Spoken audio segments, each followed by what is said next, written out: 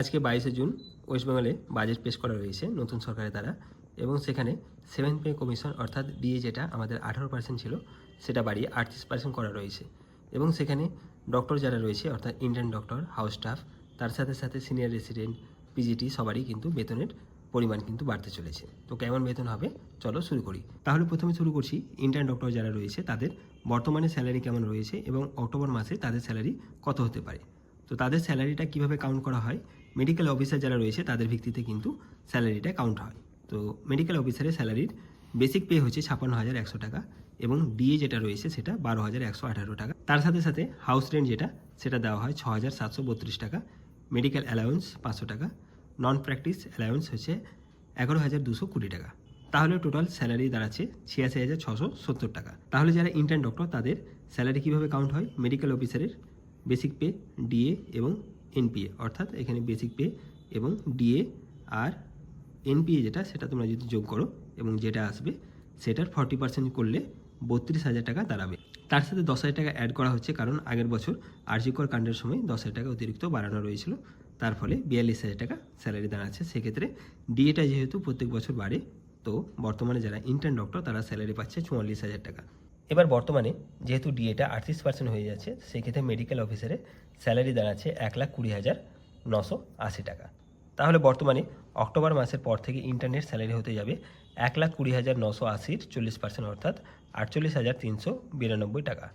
এবার যারা house staff আছে তাদের বেতন কত হতে পারে, অর্থাৎ এমবিবিএস কমপ্লিট করার পরে 1 বছরে হাউস স্টাফশিপ হয় নিজস্ব কলেজে বা অন্য কলেজে, সেক্ষেত্রে তাদের বর্তমান বেতন হচ্ছে 61,634 টাকা। অর্থাৎ যেটা আমরা ক্যালকুলেট করলাম ইন্টার্নের ক্ষেত্রে, যে মেডিকেল অফিসারের বেসিক পে, ডিএ, এনপিএর 40% আমরা ইন্টার্নের ক্ষেত্রে নিয়েছিলাম, এবং এক্ষেত্রে তোমরা যারা হাউস স্টাফের স্যালারি কাউন্ট করছো সেক্ষেত্রে তোমাদের 65% নিতে হবে।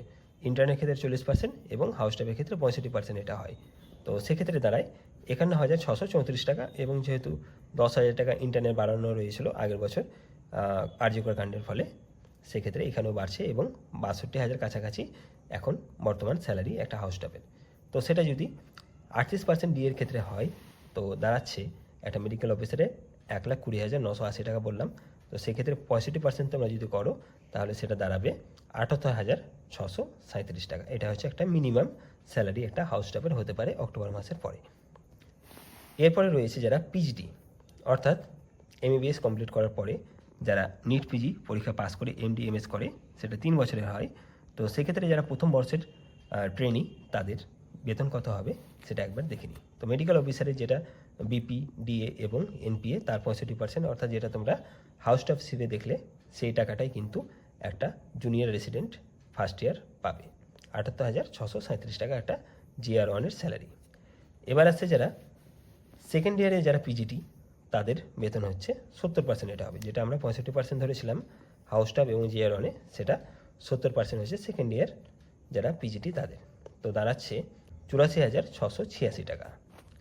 এবার যারা জুনিয়র রেসিডেন্ট থার্ড ইয়ারে, অর্থাৎ সেকেন্ড ইয়ার পাস করার পরে লাস্ট ইয়ার যেটা, সেখানে তারা স্যালারি পাচ্ছে 90,735 টাকা। তো এই হলো যারা পোস্ট গ্র্যাজুয়েট ট্রেনি তাদের বেতন। এরপরে আমরা দেখব যারা সিনিয়র রেসিডেন্ট তাদের বেতন কত হবে।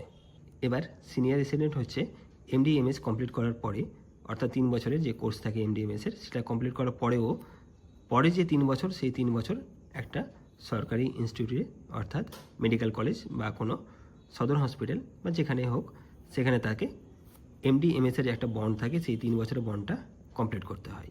তো 3 বছর সে স্যালারি পাবে, অর্থাৎ তাহলে তাদের বেতন দাঁড়াচ্ছে মেডিকেল অফিসারের বেসিক পে, ডিএ আর এনপিএর 90%, অর্থাৎ 1,20,980 টাকার 90% দাঁড়াবে 1,08,882 টাকা হচ্ছে একজন সিনিয়র রেসিডেন্টের বেতন। এটা হচ্ছে একটা মিনিমাম স্যালারি।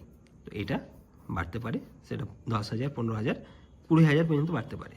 তো সেটা যখন অক্টোবর মাসে লাগু হবে তখনই আমরা জানতে পারবো। ধন্যবাদ ভিডিওটি দেখার জন্য। ভিডিওটি যদি ভালো লাগে অবশ্যই শেয়ার করবে বন্ধুদের সাথে এবং চ্যানেলটাকে সাবস্ক্রাইব করে নেবে। ধন্যবাদ।